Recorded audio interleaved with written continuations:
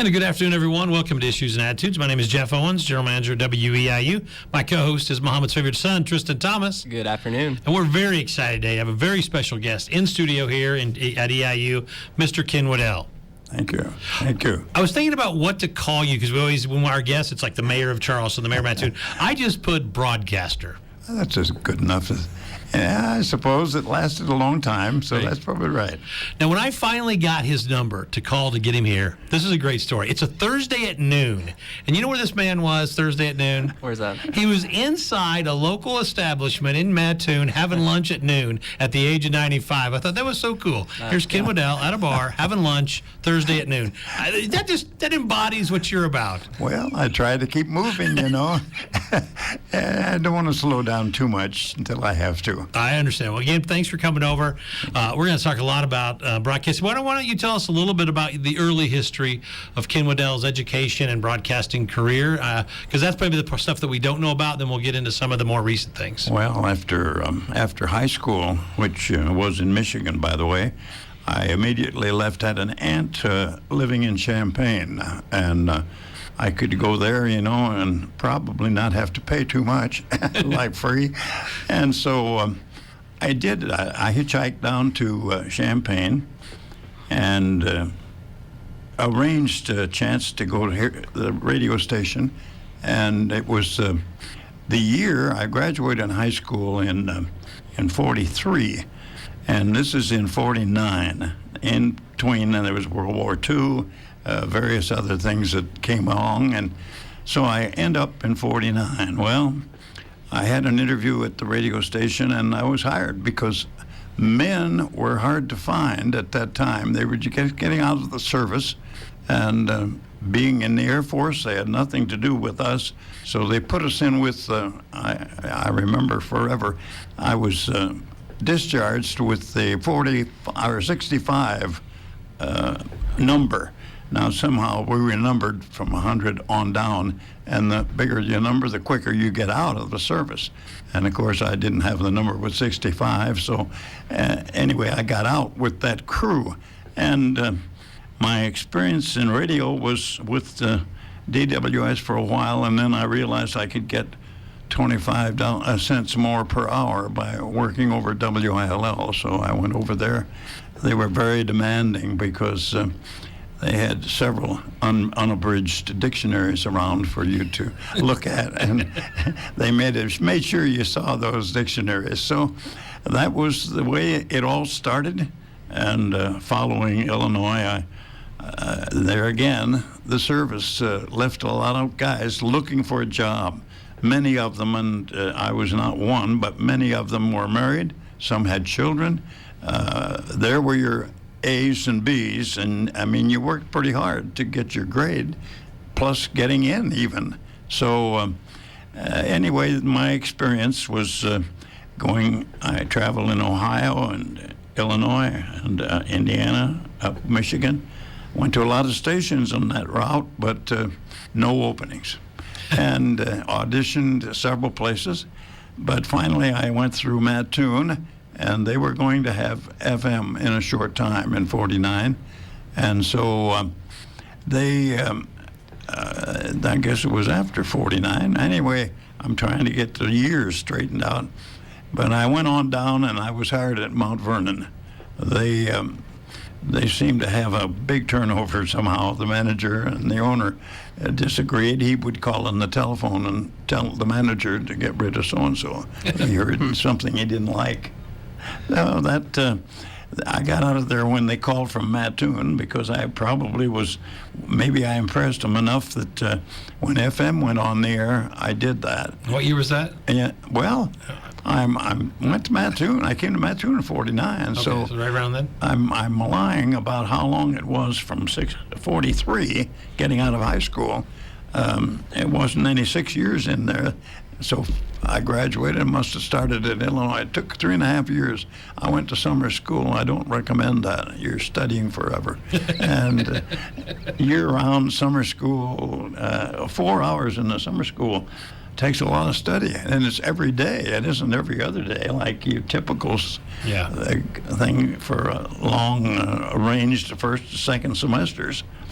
And by the way, we did have a semester situation at Illinois at that time, and I just wanted you to know how much it cost for tuition. Now, there were other things, but all of $40 each semester for tuition. Now, it was a lot of money in those days, I guess. But anyway, we made it. Happy to want to pay these prices today. There you go. And then when you started WLBH, that's really where your main career went? Yes, about almost 40 years. 40 years about there. 5 months of having that. But no sooner got there than they started doing some sports, and I was involved in that. Of course, football, basketball. We did a lot of area games, which is good experience. Yeah, and how did you, I guess, did you always want to be involved in sports broadcasting, or did that just kind of pop up? No, I really wanted to be in that. I from high school on, I would profess that probably the main influence I had was my speech teacher in high school. And you wonder sometimes what effect the teachers have, and certainly he had a lot of effect on me. I was speaking at the high school every once in a while. I was a farm boy, so I did, the FFA had contests in different places. So I spoke a lot, and he suggested that I should do something with my voice, whatever it is. And so it's worked out. But I often think of that. I taught 2 classes over here for about 8 years after retirement. And you do have an influence on the students, maybe. You hope you do. It's a little different when you teach than when you're on the other end of the stick, I guess. But I enjoyed that, and I enjoyed the students being older. I was talking to younger students that have their whole life ahead of them. And I found that every class I ask, and I would say probably 80% of those students were working, doing something. So Charleston and the area was good to them. But you take minimum wage, even though it's low, it's getting higher, 10 hours, that's a minimum wage. Well, that gives you a chance to do something on the weekends that maybe your parents didn't want to see you spend money on.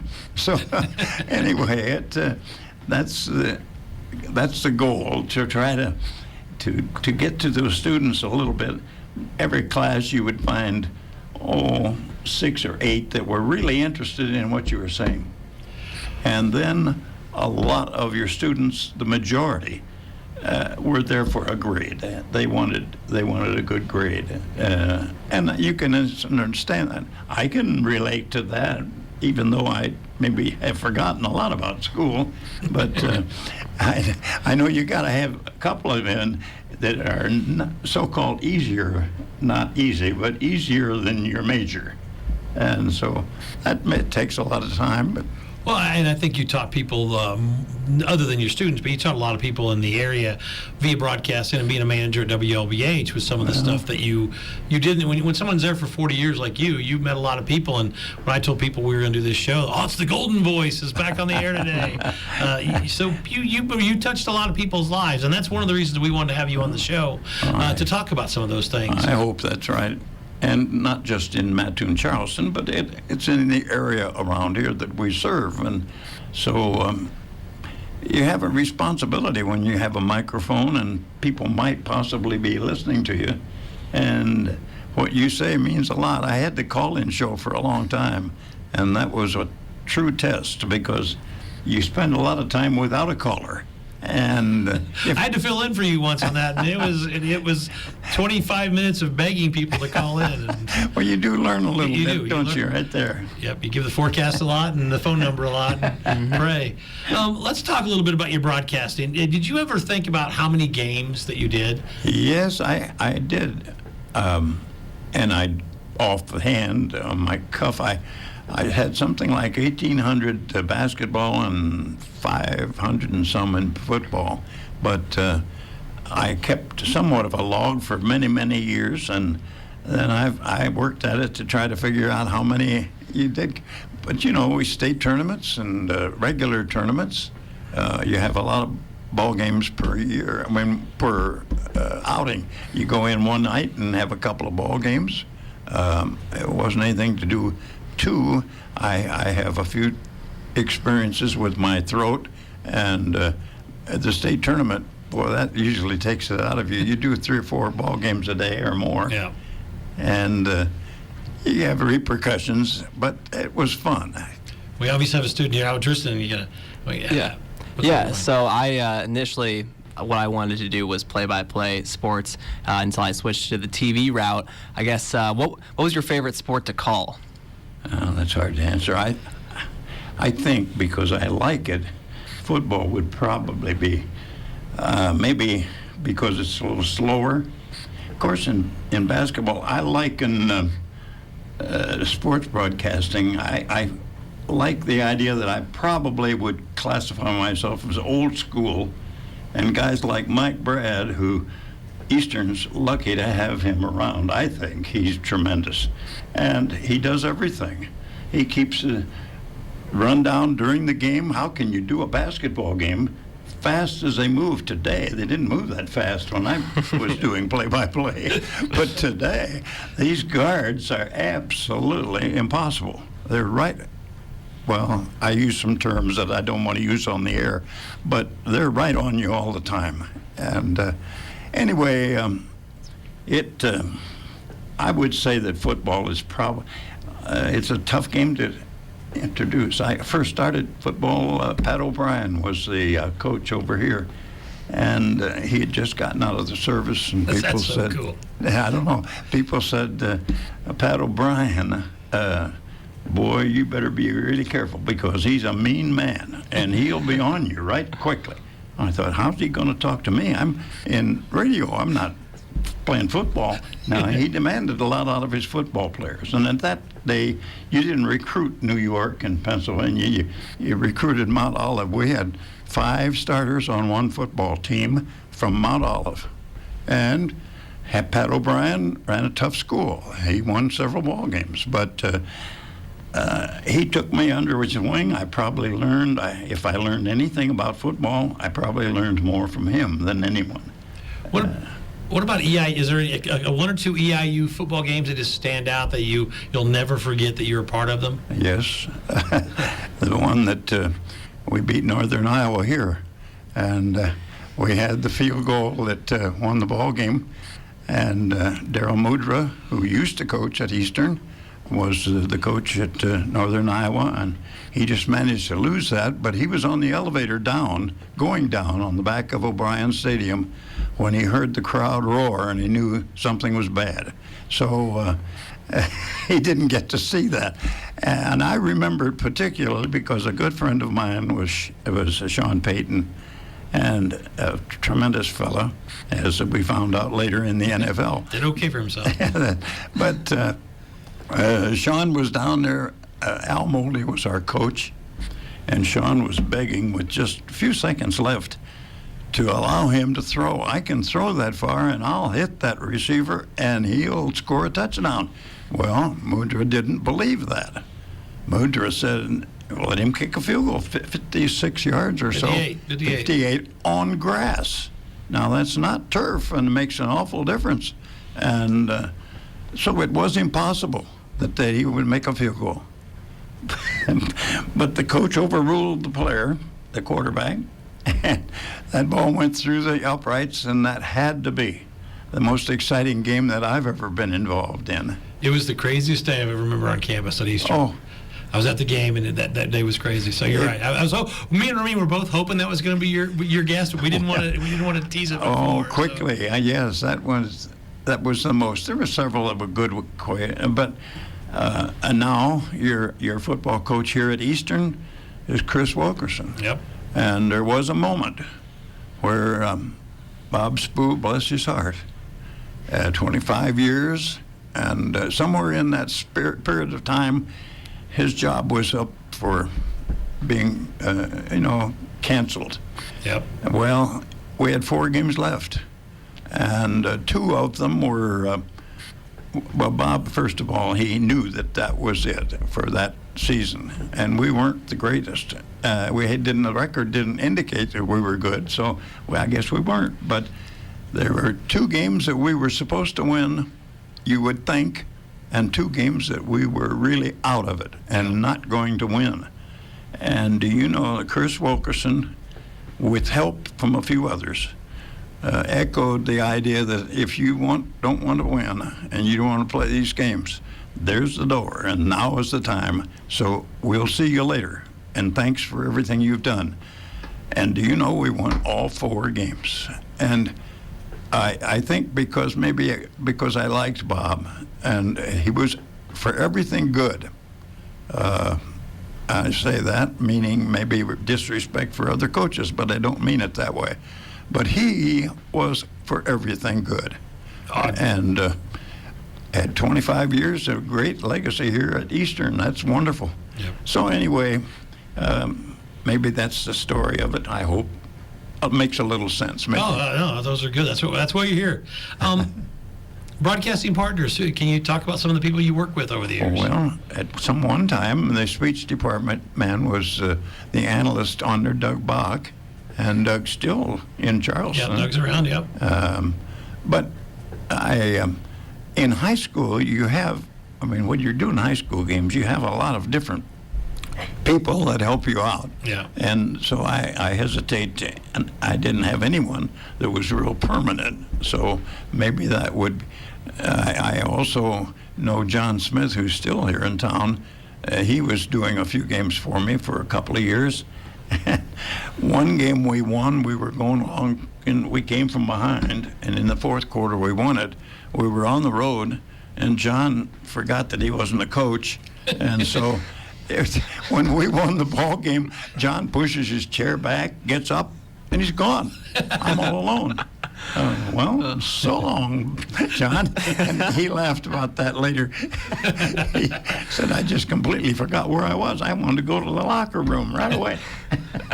So that was another satellite. Did you do other sports besides football and basketball? Did you do some baseball? I did a little baseball. We didn't do too much. The main thing, and you and I talked about landlines. We used to have to order one in for every game. And nowadays, they use the telephone, and if it rains, they're not out that money. But if you call Illinois Consolidated and order a line to be put in a certain time, you pay for it if it rains or you don't use it. And consequently, if you order baseball, and in baseball season, you order a line in Danville, and it's rained out, and they're quick to do that and postpone them, and you're out the money. So we didn't take that much of a gamble, but did some at home, and we had a few tournaments in Mattoon. Yeah, thank we've had a goodness. couple, 2 or 3. Really was like great.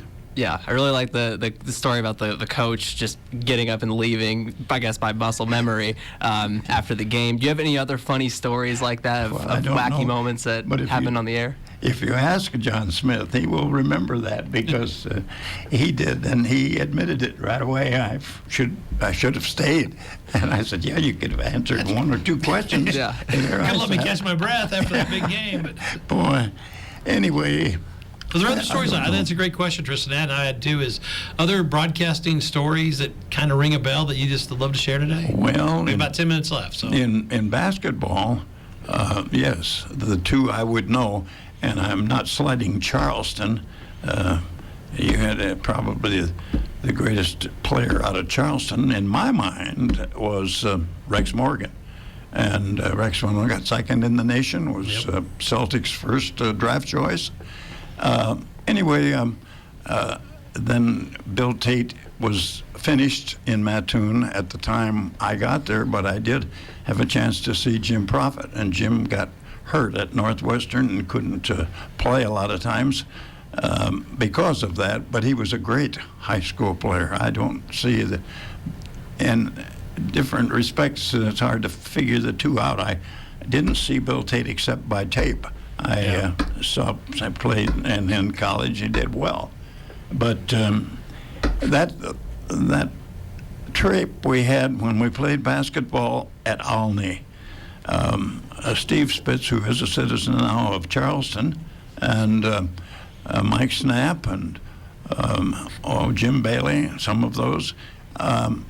We played twice against St. Anthony, and we won one and went to the state and lost to Belleville over here in Charleston. Then the other, that's the one we won, and then we lost by 1 or 2 points.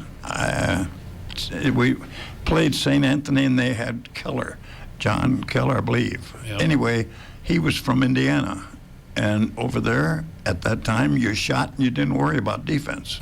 I'm not sure he ever practiced defense, but boy, he could sure run. And if you played St. Anthony, you ran with them, or else you got run over. But it was quite a series we had. Did you do the game where Mattoon was up by 20 at Lincoln? Yes. That was. They had Chuck Verderber, Mattoon had Mike Dow, and we thought for sure we were going to go to state that year, and then out of nowhere, Verderber just took over that second half. And he played to show how good he was on their 1-2-2 zone. He was always number one right out in front. And you meet him, he went on to college and did very well. Yep. So, yes, I was there. And I too swallowed, and Coach Bob Avery had a fit, didn't he? Yeah. Do you have some of those games on tape? Do you keep an archive? No, I do have. I shouldn't say no. I transferred a bit of tape over onto 45s, and I have it at home. I've never listened to any of them. That guy was terrible on the air, Whatever. You mentioned some of the with the landline and having to order that, and that's a lot different than the way radio broadcasts of games are done today. Is there anything else you look at in today, how a broadcast is done today, and go, wow, that would be so much easier if we could have done that, Well, I don't know. Now, they sell it a lot differently nowadays. Cromwell does. They have first downs and touchdowns, and I don't know how the play-by-play announcer, Greg Powers, ever keeps up with that. Yeah. I've told him I think I'd have to throw my hands up. I couldn't do it. But maybe that's a little like keeping the stats, as Mike Brad does, while watching them running up and down. You're I can't write and talk at the same time. I think he wrote that program by himself too. He didn't go buy a program. He did that to himself so he can actually do it and broadcast. So that's even better. Think about what Mike does. That's tremendous. Yeah. That's old-time announcers didn't know anything about that at all. And we thought we were doing a fine job by making the game and getting there. Yeah. Well, it was a little more magical then back then. It was still early, and people were amazed that it was on. Well, whereas now we're kind of, it's a game, So it has things. Things have changed. We're talking with Ken Woodell today on Issues and Attitudes. Ken, what about a player on another team that you just were absolutely just amazed by? Football, basketball, doesn't matter. It could be college or high school. You're just like, wow, I'm glad I got to call that game. Well, I enjoyed the Charleston 16-team tournament at Christmas. Lawrenceville over-dominated it. Maybe Belleville, but Lawrenceville was a lot. Felling was in his heyday coaching then, I think. Yep. He had talent, too. I wouldn't criticize that. Hey, they moved in very nicely. But right now you have one here at Eastern, the basketball coach. And Marty Simmons did it all by himself. I mean, those other fellows, there were all state players with him. Now, I wouldn't have anything against any of Marty Simmons's teammates, but he was a standout among them, and they won. Yep. And he was sensational among any talent that was at the tournament. So I hope he has some success here at Eastern. Recruitment's the name of the game. And I hope he can do that. We've had him on, and you can understand why players would want to play for him. Well, you'd run through a wall for him. He'll be good. It's going to take a while. Yes, it will take a while because you have to recruit, and that's tough. There you go. A couple of more questions with Ken Woodell. Advice to young broadcasters. We have one in here, but I know there's going to be some people tuning into this. Advice to young broadcasters out there. Well, he's right now he's going to do it. He's going to finish school and go out where it's warm in North Dakota, and you'll learn a lot, and you'll have opportunities, and you're going to plan to do that. play-by-play, you've been promised that you'll do something, then that's great. You learn a great deal, and so I would say that maybe you'll fall into it or something, but make the most out of it. Boy, I wish you the best of luck. Well, thank you. I really appreciate that. Any other big moments from your career that you think back on of a memorable game, memorable call, maybe? We had the ball game at Lincoln where we were football, and it started raining, and then lightning came, and they called a game. The field was so far, it must have been a quarter of a mile to the high school where they had to go in to just get under cover. And it was lightning all the time they were going, and we stayed in that booth, and it rocked a lot. It was on pillars of some sort. And so it lasted a long time. We signed off and went into the gym, and our players were all sitting around with their uniforms on, wet and miserable. Then all of a sudden, here a bunch of guys go by dressed, had a homecoming dance, and they were going to the dance. I bet those guys played football. So they asked, and the coach told Dickerson, whom you remember, and but we're going to have you come back tomorrow, and we'll play the game. And he said, no, we came up here tonight to play the game. We're not coming tomorrow. And the other guy said, yes, you are. And he said, well, no, we're not. So we didn't. And they counted it as a win. We were winning when the storm came. And we counted it as a win, so I guess everyone won that day. It's pretty good. We have just a little over a minute left, Ken Woodell. Ken, 95 years old, still doing a lot for the community, coming over here today, and you can tell you got that great voice. How does Ken Woodell want to be remembered? Well, talk about yourself just for 30 seconds. Well, anyway, I hope that I've influenced a few people to do some things, maybe, and hopefully do them well. But I'm sure that I've touched a few lives, and I hope that's true. It's about all you can do in this life, and I think the name of the game is do what you enjoy, and be happy. It's not any time to be sad. I mean, you got to be happy. You yourself, you raise fine kids. You hope they do well, and it takes a good wife to make the kids do well. Well said. Well said. Well, it's been my pleasure, and Tristan's pleasure for you coming over today. You're one of my radio heroes from way back when. I've told that story many times, so thank you so much for coming. And what a great career, and I wish you many more years. And thanks for coming over today, sir. Thanks, Jeff. You've done a good job yourself, so good life. Thank you. Have a great day, everybody.